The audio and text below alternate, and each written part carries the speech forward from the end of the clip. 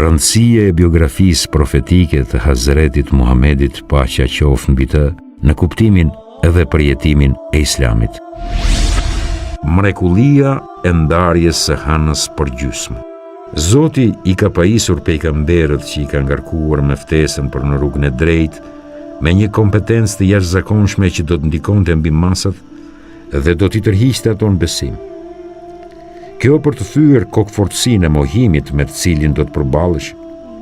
Veçanërisht, profetëve u ka dhënë edhe një sër favoresh të jashtëzakonshme për të Veçanërisht, profetëve u ka dhënë edhe një sër favoresh të jashtëzakonshme për t'i bërë masat për vete, të quajtura mrekulli. Mrekullit u janë favorizuar profetëve sipas të veçantave të periudhave të tyre, të ekspozuara mbështetur në fuqi që zgjojnë mahnitje. Për shembull, në kohën e Hazreti Musait, në rend të ditës ishte magjia, e cila kishte arritur kulmin. Prandaj edhe atij që dhënë një mrekulli e kësaj fushë, shkopi dhe dora që i shndriste. Në kohën e Hazretit Isait, mjekësia kishte shënuar përparime të mëdha dhe mjekët kishin zënë një pozitë shumë të lartë në sytë e popullit. Atëre, edhe Hazreti Isait ju dha një mrekulli që do t'i linte në hije edhe mjekët më të aftë dhe do të siguronte besimin e njerëzve, ringjallja e të vdekurve. Sa për profetin Muhammed, paqja qoftë mbi të, me që profecia e tij përfshinte të gjitha vendet dhe kohët djerë në kiamet, ai zotronte të gjitha kompetencat, pushtetin dhe mrekullitë e profetëve të kaluar dhe ndodhej në maj të gjithë kësaj. Nisur nga kjo, mrekullitë e tij të pakufizuara vetëm në mjeshtritë e ligjërimit, bisedës e predikimit, si mjeshtrit më me ndikim të kohës, janë realizuar në një formë që përfshinte fusha të ndryshme. Njëra prej tyre është mrekullia e ndarjes së hënës për gjysmë. Për t'u dhënë gjallëri e jetë zemrave të lodhura nga bojkoti i gjatë, si dhe një paralajmërim mohuesve për fuqinë e këtij faktori të ri të dalë në shesh, të cilët ata i qenë kundërvën. Kjo mrekulli e madhe të dërguarit të Allahut, paqja qoftë mbi të, ka ndodhur në krye të viteve të bojkotit, pra në vitin e 9 të periudhës së Mekës. Në një natë me hënë, i dërguari i Allahut, paqja qoftë mbi të, ju lut Allahut dhe hëna u nda më dysh, dhe kjo mrekulli u pa nga të gjitha anët. Një copë e hënës u pa në anë të malit Kubejs, kurse tjetra në anë të malit Kuajkian. Politeistët që e panë këtë gjë, përsëri nguruan të besonin. Madje Ebu Xehli edhe e mohoi duke thënë kjo është magji. Politeistët që e panë këtë mrekulli thanë për profetin paqja qoftë mbi të: ne na magjepsi, por të gjithë nuk i magjeps dot. Atëre u pyetën edhe karvanet jashtë Mekës që vinin nga larg. Edhe ata thanë se e kishin parë që hëna që ndarë më dysh. Pas kësaj ndodhije zbriti ky ajet: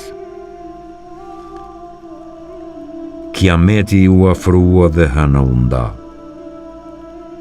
Po të shohin një mrekulli, ata me njëherë kthejnë fytyrën në një anë dhe thonë, është një magji e përsëritur nga kohët e vjetra. Gjithë populli i Mekës qente një fjale se hëna që ndarë më dysh. Njerëzit me zemrën të hapur ndaj së vërtetës e vërtetuan profetin, kurse zemrat e drynosura thanë, ç'magjistar i madh.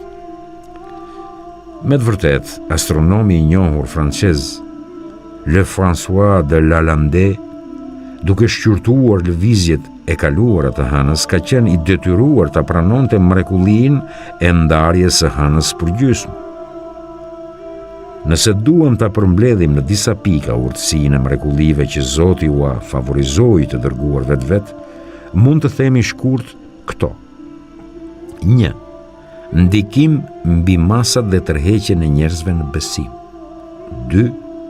Përforcimi i besimit besimtarve, ngushëllim dhe qetësimi i zemrave. 3. Vërtetimi i dërgesës dhe profetësisë së të dërguarve. 4. Përballë fuqisë hyjnore, dobësim i mohuesve, jo. 4. Përballë fuqisë hyjnore, dobësim i mohuesve dhe heretikëve dhe mahnitje e besimtarëve. Ashtu si çdo ajet i Kuranit e shton besimin e besimtarëve dhe mohimin e mohuesve, ashtu edhe mrekullia e shton mohimin dhe herezinë e personave për cilët është thënë la yehdi, nuk udhëzon, do me thënë që Zoti s'ka për t'i udhëzuar. Ngjarja e ndarjes së hënës në 2 pjesë është një mrekulli e madhe e profetit Muhammed. Me që ai është profeti i kohës fundit, dalja e tij në botë është në të njëjtën kohë edhe një nga shenjat e kiametit. Kështu, në ajetin kuranor, duke u shprehur si më poshtë, është shprekur kjo e vërtetë. Kiameti u afrua dhe hëna u nda. Vazhdimi i kumtesës nga profeti pavarësisht nga kushtet. Pavarësisht nga mundimet dhe vuajtjet që i shkaktonin njerëzit e fisit, i dërguari i Allahut, paqja qoftë mbi të, nuk e ndërpriste qoftë edhe për një çast ftesën për të e vërteta. Në çdo rast i ftonte njerëzit në rrugën e drejtë, i trajtonte bashkëbiseduesin me metoda të ndryshme sipas gjendjes. Njëri prej personave më të fuqishëm fizikisht të Kurejshve, Rukane, i cili ishte edhe një mundës që se njihte rënien me shpinë,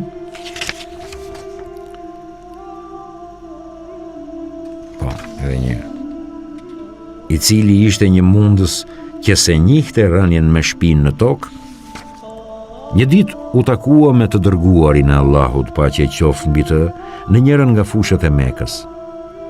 Ai i tha Rukanes: "O Rukane, akoma s'ke për të pasur frikë ti nga Allahu dhe do të vazhdosh të këmbgulësh për të mos e pranuar Islamin?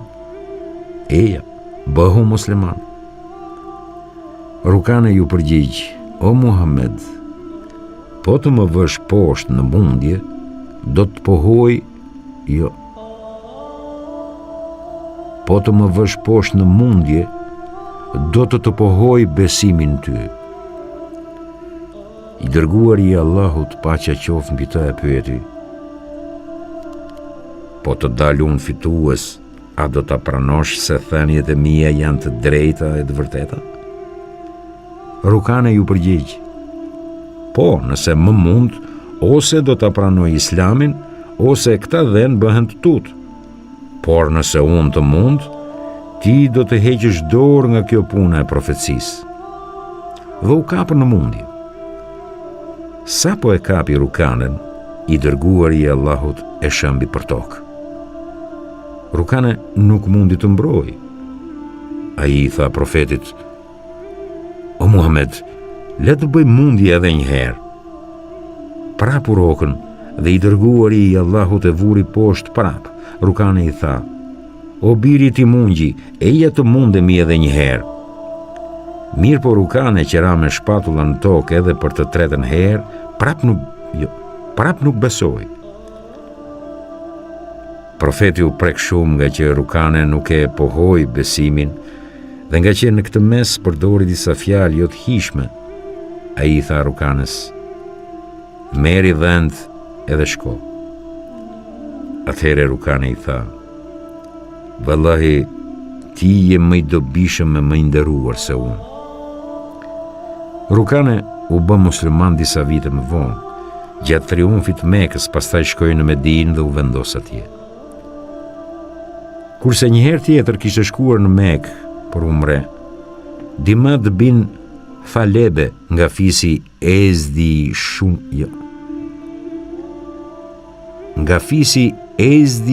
Shenue. Dimad ishte një person që ishte i dhënë pas mjekësisë, që u këndonte dhe u frynte të smurë dhe mendor dhe që përpiqej të fitonte dituri. Kur i dëgjoi politeistët që thoshin se Muhamedi është i marrë, tha me vete: Unë po shkoj të shoh një herë këtë njeri, ndoshta Allahu i jep shërim nëpërmjet meje. Dhe u ngrit nga kuvendi i politeistëve dhe shkoi te profeti, i cili i tha kështu. Jo. Dhe u ngrit nga kuvendi i politeistëve dhe shkoi te profeti, të cilit i tha kështu. O Muhammed, unë e mjekoj marrëzin, po deshe, po të mjekoj edhe ty. Ndoshta Allahu t'i jep shërim. I dërguari i Allahut ja ktheu në këtë mënyrë. Lavdërimi është i posaçëm vetëm për Allahun. Ne lavdërojmë vetëm atë dhe ndihmën vetëm prej tij e kërkojmë. Ne mbështetemi te Allahu nga e keqja e vetes sonë. Nuk ka kush që ta çorientojë atë që orienton Allahu. Gjithashtu nuk ka kush që ta orientojë atë që e çorienton Allahu. Dëshmoj se nuk ka Zot tjetër veç Allahut. Ai është një i vetëm. Ai nuk ka të ngjashëm e nuk ka shok. Gjithashtu dëshmoj se Muhamedi është robi dhe i dërguari i tij. Fjalët e profetit, paqja qoftë mbi të, i pëlqyen shumë Dimadit dhe ai i tha profetit: Kur nuk kam dëgjuar fjalë më të bukur se kjo. Apo mi përsërit edhe një herë. Profeti ja përsëriti edhe një herë. Pasi i kërkoi profetit ja përsëriste edhe 2 herë të tjera të fjalë si margaritar, Dimadi i tha: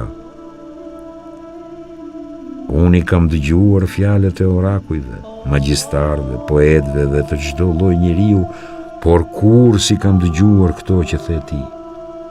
Këto fjalë janë margaritarët më të çmuar të detit të ligjerimit dhe oratorisë. Dhe u bë musliman. I dërguari i Allahut e pyeti: A ma jep fjalën edhe në emër të fisit? Po ta jap fjalën edhe në emër të fisit, i tha Dimadi.